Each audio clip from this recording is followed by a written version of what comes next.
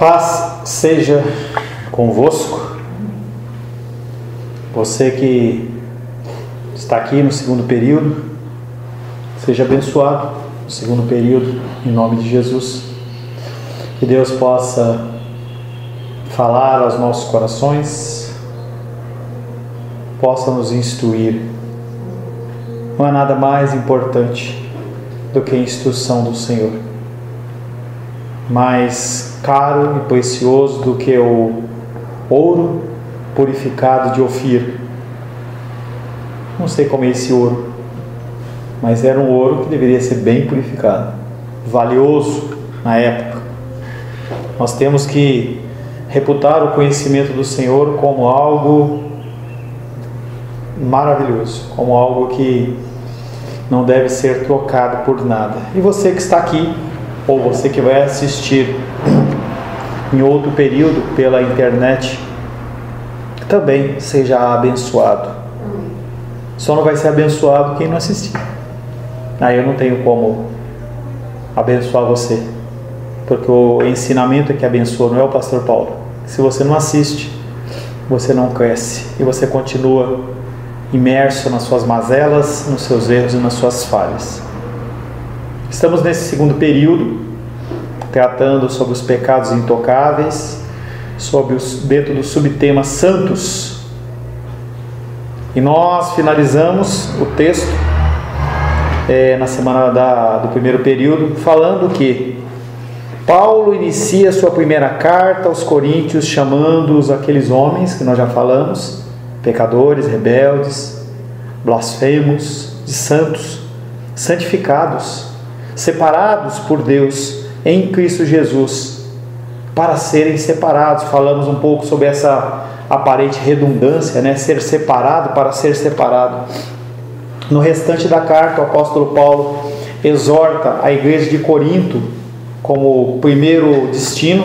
É claro que naquela época, quando o apóstolo Paulo escrevia para a igreja de Corinto, depois aquela carta, ela ia para Filipos, ela ia para a igreja de Colossos. A igreja de Colossos, que são os colossenses, eles enviavam a carta para Corinto e todo mundo ele era edificado.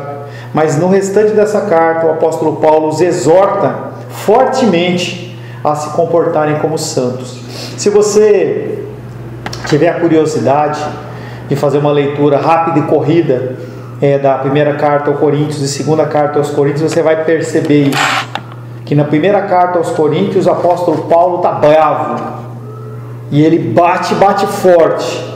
Quando entra na carta de segunda aos Coríntios, ele está com o coração dele meio entristecido, ele fala, poxa, eu não queria ter sido tão duro com vocês, alguma coisa desse tipo.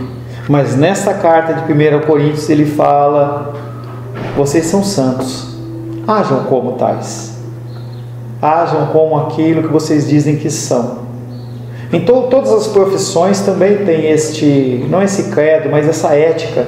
Estava vindo um seriado ontem, e aí um bandido olhou para um rapaz e falou assim, eu sou bandido, mas mesmo eu sendo bandido eu tenho ética dentro da minha profissão de bandido. Então aquilo que dentro da série que eu estava vendo para o ladrão, lá para o bandido, era algo aberração, porque tinha um código. O apóstolo Paulo está olhando para os crentes e fala assim, vocês não estão se declarando crentes? Ajam como? Ajam dessa maneira. Então se comportem como santos, diz o apóstolo Paulo. Algumas vezes essa ideia é expressa de modo mais sucinto. Seja o que você é. Mostre no exterior aquilo que está dentro do seu interior. Mostre para as pessoas, seja luz em meio às trevas, seja sal, salgando. Se o sal não serve para salgar, ele serve para o quê? Em outras palavras, o apóstolo Paulo está falando, haja de acordo com a natureza que você tem. A nova natureza que nós falamos, a natureza de um coração que foi tirado e colocado um coração de carne, um espírito que estava morto e passou a ser um espírito renovado. Haja dessa maneira. Embora o termo santo basicamente descreva a nossa nova fase como pessoas separadas para Deus, ele traz em si também a ideia da responsabilidade. E aí é algo que nós falamos bastante nessa igreja. Deus, Ele é soberano? Ele é soberano. Ele comanda tudo, comanda tudo. É a nossa abertura de oração nas quartas-feiras, reconhecer quem Deus é. Exaltamos o Senhor, reconhecemos a sua grandeza, a sua majestade. O Senhor não permite que os planetas eles colidam, o Senhor não permite que as estrelas caiam, não permite que falte água, que tenha falta de oxigênio. O Senhor guarda todas essas coisas e Ele nos dá ordenanças e Ele comanda as nossas vidas, mas nós temos responsabilidades. Nós vamos chegar no destino que o Senhor quer que nós cheguemos, mas nós vamos chegar de que maneira? Será que nós vamos chegar de uma maneira abençoadinha ou nós vamos chegar sofrendo? Que é aquilo que a Menísia falou no começo. Deus ele vai permitir essa luta e dificuldade na sua vida até você aprender. Deveria ser, antigamente, na minha época escolar era, hoje não pode se dizer tanto assim, em especial nos colégios públicos, mas enquanto você não aprende, enquanto você não tem o conhecimento mínimo, você não passa de ano. Se você for fazer uma escola de inglês, enquanto você não tiver o conhecimento mínimo para você conhecer, entender os próximos aprendizados, você não passa de ano. Se no secular é assim, por que nós achamos que no espiritual é diferente? Deus ele permite que nós passemos pela luta e dificuldade até que nós aprendamos. E depois que a gente aprende, pode ser que Ele nos livre e pode ser que não. O apóstolo Paulo orou para Deus 3 vezes pelo Espírito que estava na carne dele. E 3 vezes Deus não respondeu, ou respondeu de uma forma indevida para ele. E no final fala para ele: a minha graça te basta. Ou seja, você vai ficar com esse espinho. Mesmo ele tendo aprendido, tem propósitos que Deus não explica e nossa mente não consegue entender. Nós temos vivido ainda tempos ainda de pandemia. O Tarcísio Meira faleceu, um homem rico, um homem conhecido, com todos os recursos, vacinado, morreu. Está o Silvio Santos lá, com os milhões de reais que ele tem, lá no hospital. Hoje pela manhã com os anjos. Ele não deve ter morrido, né? Porque Silvio Santos, se ele morrer, vai ser uma coisa a nível nacional, como foi Ayrton Senna. Então nós temos que entender que Deus, mesmo que nós aprendamos, Ele pode ser que permita, mas Ele nos concede graça para continuar. Pastor, o apóstolo Paulo, eu estava vendo uma pregação ele falou sobre ele, citou sobre ele. E aí falou de alguns sofrimentos dele. Eu falei, gente, como que ele sofreu? E o apóstolo Paulo falando assim, é para o cooperado do Evangelho, o Evangelho sendo enaltecido através das lutas e tantos sofrimentos que ele passou, né? Então assim, é uma coisa impressionante, né? E nessa questão que ele foi passando, ele foi aprendendo a estar contente, né? A Deus em qualquer situação. Mas entenda que ele não ficava dando risada não, hein? Não, e na pregação assim que eu ouvi, ele falando assim que ele aproveitou de estar prisioneiro na prisão, escrevendo cartas, e também pessoas ao redor dele, ele aproveitava para evangelizar as pessoas. Mas né? Não quer dizer que ele estava feliz com a situação.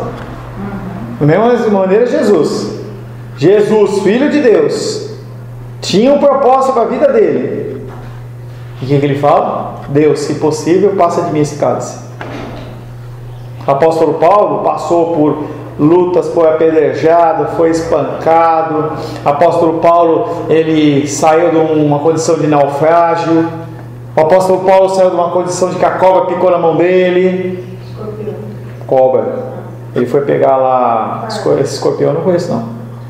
Ele foi lá pegar o graveto, a cobra, e os caras olharam da aldeia lá e falaram assim, esse cara é ruim, hein? Escapou do negócio e Deus não permite que ele escape, a cobra vai matar ele. Ou seja, mesmo em lutas e dificuldades, ele entendia que aquilo era para a glorificação do Senhor, mas ele não ficava feliz com aquilo. E não é o que é esperado de nós. Nós não temos que ficar felizes porque nós estamos passando por luta, mas temos que entender que Deus está no controle.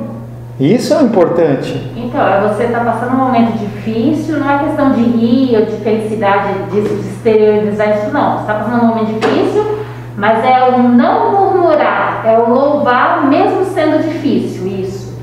Às vezes você consegue, às vezes não.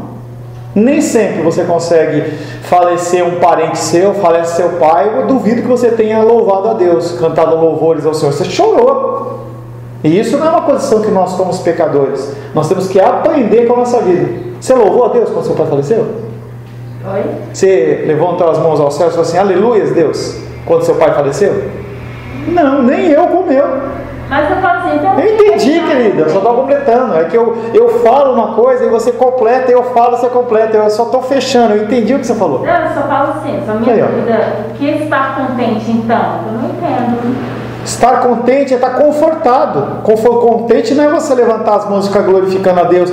Ah, o que aconteceu que você está glorificando? Não, olha, eu bati o carro ali, entendeu? A gente não consegue fazer isso. Isso aí é um padrão bíblico de excelência, em que nós buscamos esse padrão, mas não quer dizer que a gente consegue alcançar. Conta um homem que, quando foi oficial da Marinha, a expressão conduta imprópria de um oficial era bem familiar.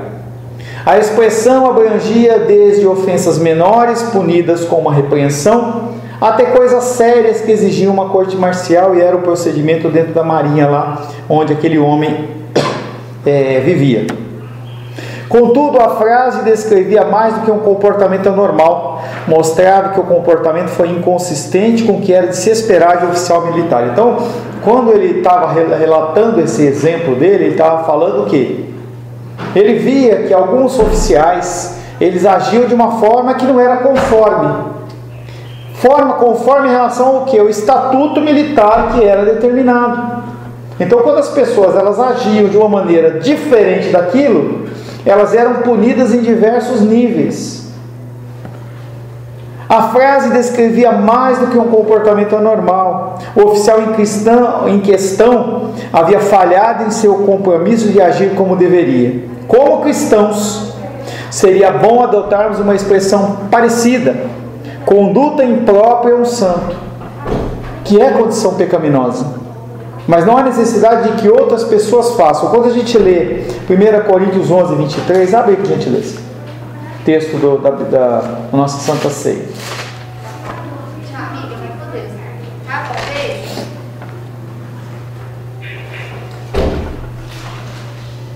1 Coríntios 11, 27.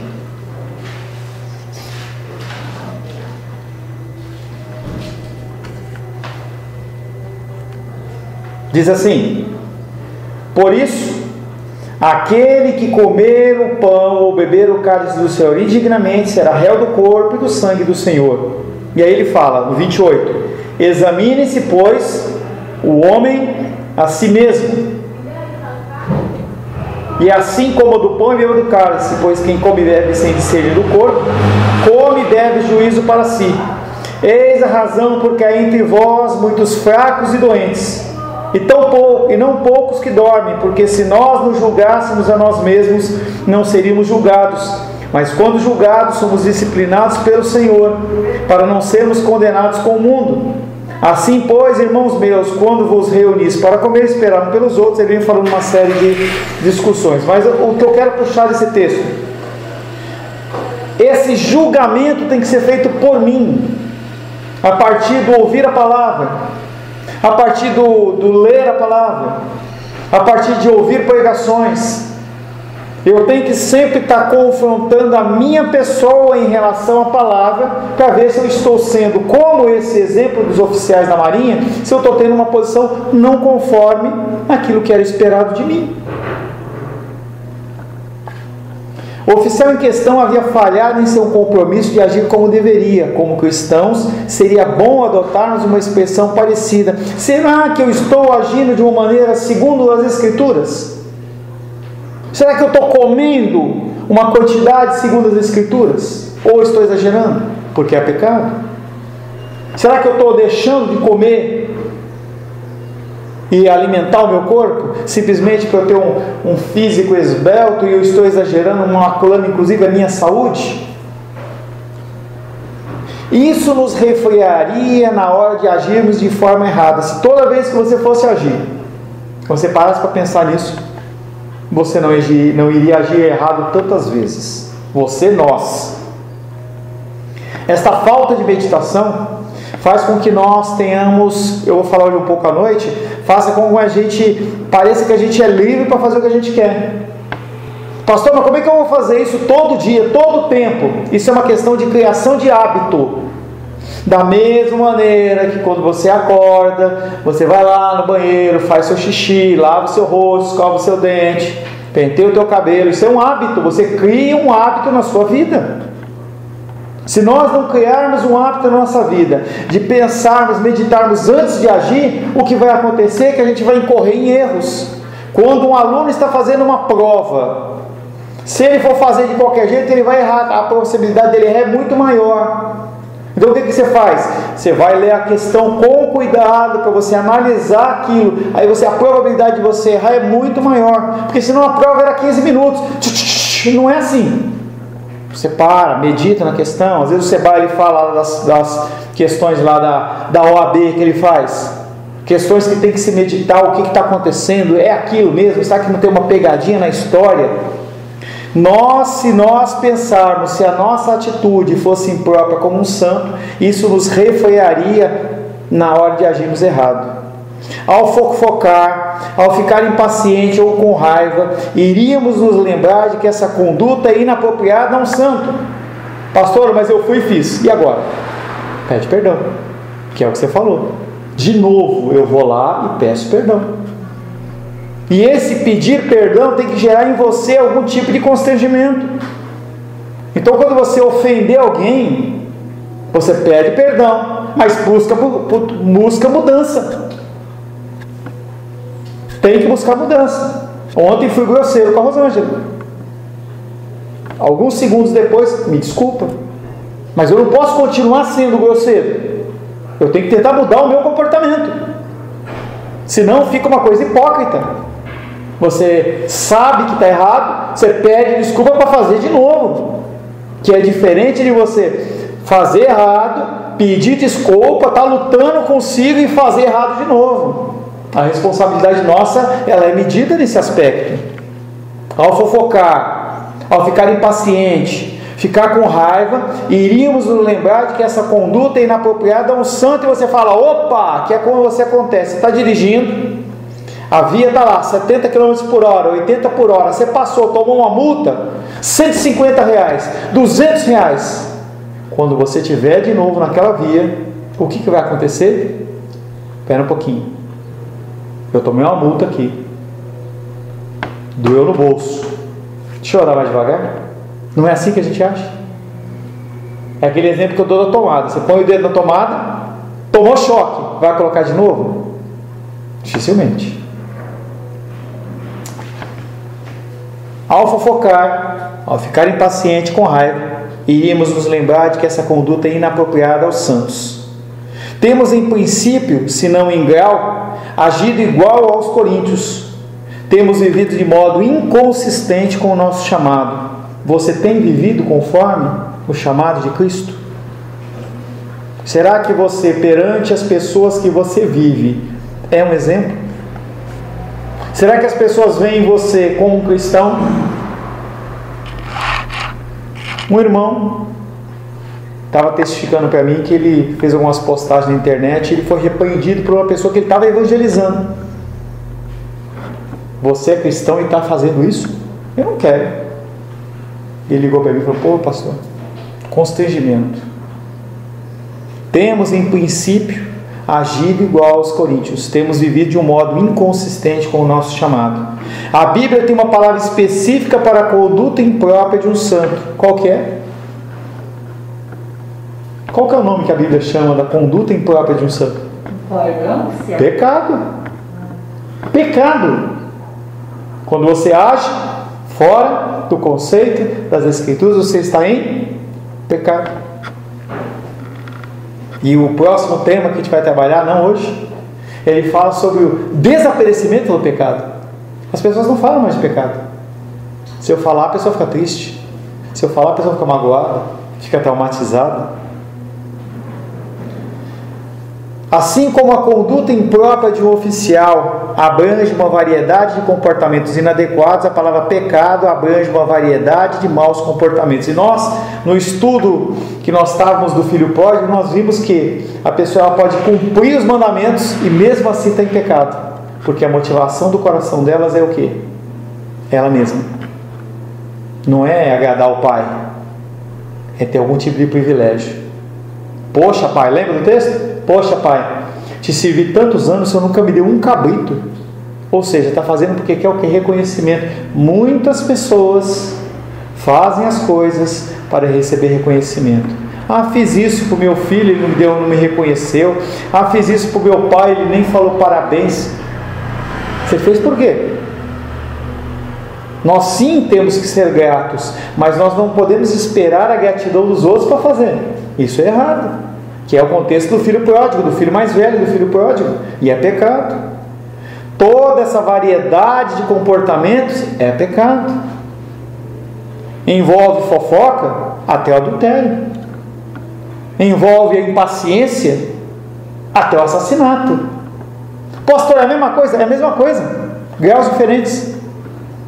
A palavra de Deus diz que você falar mal do seu irmão é como se você estivesse matando ele.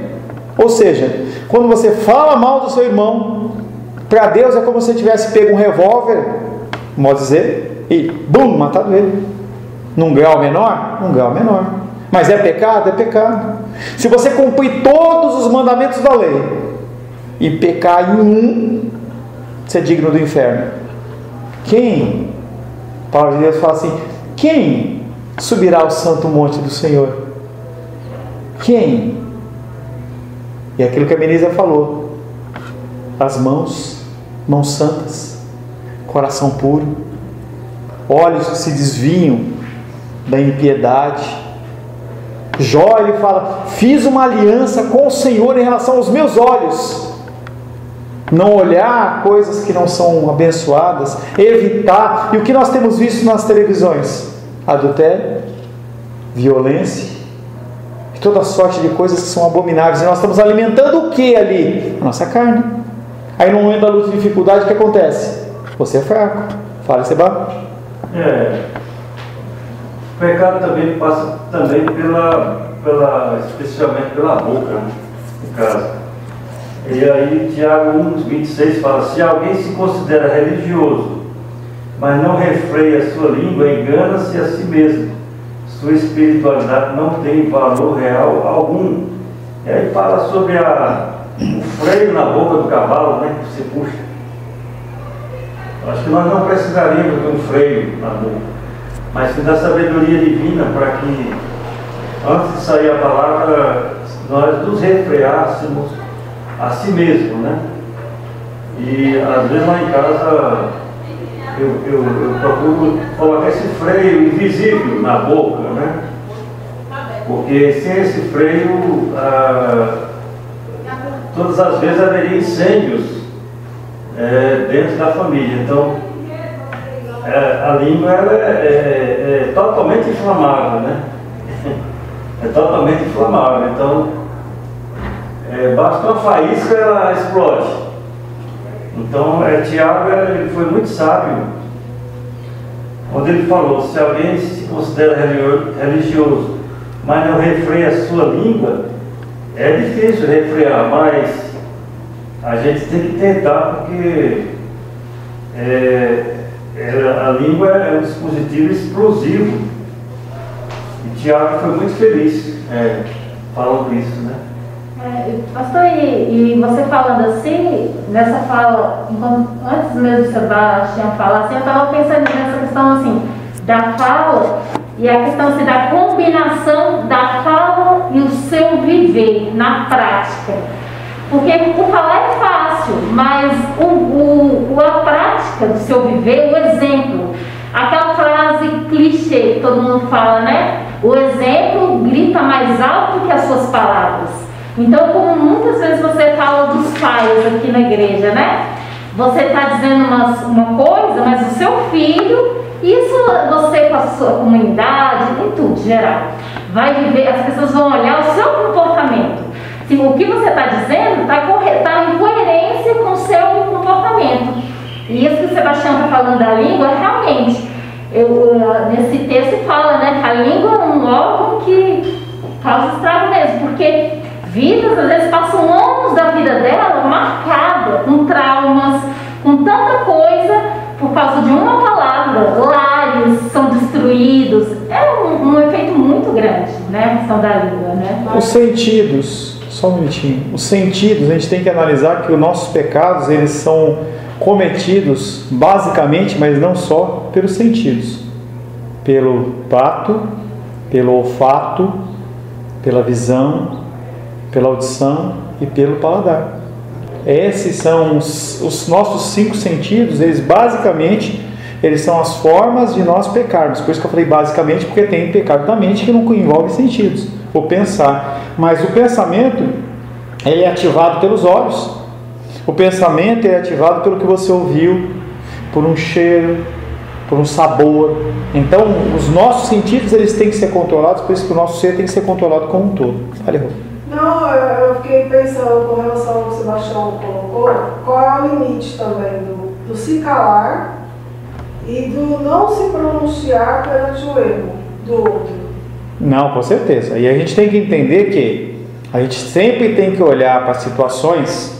O padrão não é eu, o padrão é as Escrituras, tá? Então, se dentro do padrão das Escrituras, naquele momento, naquele modelo, você tiver que usar a língua para incendiar, você tem que usar, porque a palavra de Deus diz que Ele veio para trazer espada, Ele veio para trazer confusão entre marido e mulher, entre pai e mãe, em sogra e sogro, confusão. Por quê? Você também não pode ser alheio, porque isso também é pecado. O pecado da omissão, ele existe. Eu deixar de fazer também está errado. Eu vou deixar de fazer algo, por quê? Para eu ter paz. Tem muita gente que fala isso. Eu vou agir dessa maneira para que eu tenha paz, mesmo que eu esteja errado, mesmo que eu esteja errado agindo dessa maneira. Fala. Não, a questão aí é a sabedoria, né? Sim, mas é o discernimento da busca do Espírito Santo o tempo todo o tempo. Há momento para todas as coisas. Eclesiastes 3. Há momento de falar, momento de calar. Então você tem que saber, em certos momentos você não vai ser uma pessoa rixosa, vai arranjar confusão com tudo. Mas você também não pode ser uma pessoa, não é mansa. É uma pessoa que também não faz nada. O próprio Jesus Cristo, ele entrou lá no templo lá com chicote, dando chicotada em todo mundo. Ele poderia ter ficado quietinho? Quantas vezes Jesus Cristo exortou? Vocês são como sepulcros caiados. Ele poderia ter ficado quieto. E se ele tivesse ficado quieto a pregação dele? Ele tinha sido exaltado. Ele tinha sido morto na cruz, negativo. Mas ele sabia quando falar. Aquela mulher adúltera que nós lemos no começo desse estudo, ela merecia o quê? Segundo a lei de Moisés, ser apedrejada. Naquele momento, ele não exortou a mulher no sentido de sair falando todas as leis. Ele simplesmente falou assim: vai e não pegues mais. Fale, Vinícius. Eu acho que é pegar um pouco de cada um dos três. O pastor que falou da precipitação, e a Rosângela e o Sebastião falou da sabedoria, né? E no texto de Tiago, né, falando que a verdadeira sabedoria é pacífica, né? Então a mansidão é manso, mas é saber ser firme, como o Senhor Jesus, né? Simples como a pomba, esperto, sagaz como a serpente. Ninguém chamou a gente para ser carneirinho. A gente não é chamado para ser carneirinho. A gente vai ser chamado, e aí eu vou fazer apenas uma correção do que a Vinícius falou. Não é pegar um pouquinho meu, um pouquinho dela, é tudo que está aqui. Eu sei que é o que você quis dizer isso, mas o padrão não é um pouquinho meu, um pouquinho dela e um pouquinho dele. O padrão é o que as Escrituras dizem, por isso que a gente precisa ler. Tá? Então, essa conduta imprópria que nós já falamos, ela envolve a fofoca, envolve desde a fofoca até o adultério, da impaciência, o assassinato. Claro que o pecado tem graus de severidade, mas em última análise, pecado é pecado, e é uma conduta inapropriada a santos. E muitas pessoas no dia do juízo vão ficar chocadas em ver eles talvez tendo a medição do pecado dele como de uma pessoa que é vil aí dentro do nosso conceito. Então ela fala assim: você merece o inferno também. Poxa, mas o cara matou 1 milhão, eu matei só um, é a mesma coisa? Não, os dois mataram. Claro que o pecado tem graus de seriedade, mas em última análise, pecado é pecado, e é uma conduta inapropriada aos santos. No entanto, um de nossos problemas é que não nos vemos como santos, com a responsabilidade de vermos como santos, conforme a nossa nova condição. Se nós não olharmos e entendermos que nós somos santos, e somos chamados a viver como santos, a gente vai viver como a gente quer.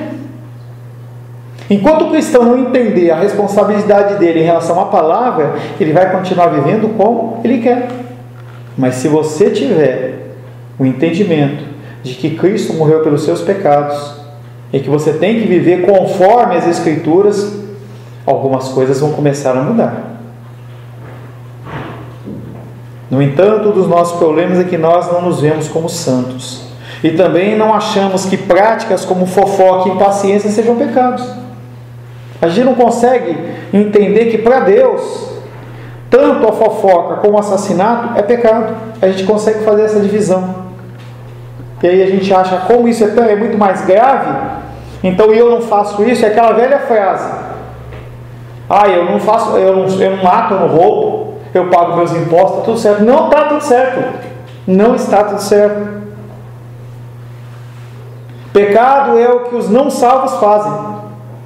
A iniquidade é pecado contínuo. Não vacilamos em qualificar de pecado a conduta imoral e antiética da sociedade. Talvez a gente olhe para o grupo, fala assim, para a televisão e fale assim: esse político é ladrão, aquele não sei o quê. Aí aparece a foto de não sei quem lá, você fala assim: esse cara é maldito, esse ou aquilo. Nós conseguimos apontar para eles e aquela também chavão. Você aponta com um dedo e 4 estão para o teu lado. Não vacilamos em qualificar de pecado a conduta imoral e antiética da sociedade como um todo. No entanto, não pensamos da mesma forma quanto ao que nós achamos como pecados aceitáveis para nós mesmos. Na verdade, nós, como a sociedade em geral, vivemos em estado de negação do nosso pecado, porque a gente sempre mede o nosso pecado em relação a um pecado que é maior que o nosso. Aí a gente acha que aquele pecado ele não é tão perigoso assim. E às vezes, pastor, na sociedade, como você está falando, às vezes no meio político, ou às vezes no meio dos artistas, aí a gente fica, de repente, chega à tona um novo ato de algum deles, a gente fica horrorizado, e a gente esquece que Deus nos tirou, Deus que nos salvou. A gente também estava nas transgressões, e foi Deus que fez a obra, a gente cai no esquecimento. E nós não estávamos, nós continuamos, só que perante Ele não há punição. Misericórdia é Ele não imputar sobre a nossa vida o que nós merecemos. Nós não merecemos misericórdia, tanto como o pior dos assassinos. Por quê? Pecado é pecado. Vamos encerrar por aqui. Na semana que vem a gente vai falar um pouco sobre essa condição, vamos falar bastante sobre essa condição do desaparecimento da palavra pecado. Desaparecimento. Então os púlpitos podem estar falando do adultério, podem estar falando do ladrão, do homossexualismo, mas é a nossa fofoca. E o nosso olhar impuro, nosso pensamento longe do Senhor, a falta de zelo com as coisas do Senhor, com as Escrituras. O mesmo Deus que diz lá em Malaquias que o homem que não entrega o seu dízimo e a sua oferta é ladrão, ele fala que também a pessoa está sendo não zelosa com as coisas de Deus no sentido da família. É a mesma coisa. Quando a gente lê os textos, a gente evidencia apenas aquelas coisas que nós queremos evidenciar. E nós temos que entender que a matemática de Deus não é bem assim. Amém? Senhor, em nome de Jesus, agradecemos a Ti por mais esse tempo de estudo. Que o Senhor possa, Pai, nos preparar para que semana que vem a gente possa começar a adentrar sobre os pecados que não são tão visíveis assim. Pecados, Pai, que maculam e não enaltecem o Teu santo nome. Nos convence, nos ensina. É o que te pedimos, Pai, em nome de Jesus. Amém. Graças ao nosso bom, querido e maravilhoso Deus. Agradeço a você pelo tempo em que você esteve conosco. Quero pedir que Deus possa te abençoar nesse restante de dia, o teu almoço, a tua tarde. E à noite nós possamos retornar para louvar ao Senhor, adorar ao Senhor e também aprender mais dele. Que o amor de Deus Pai, que a graça salvadora de Jesus Cristo e a consolação do doce Espírito Santo seja sobre a nossa vida hoje e sempre. Amém, amém. Deus te abençoe. Te conceda a graça. Amém.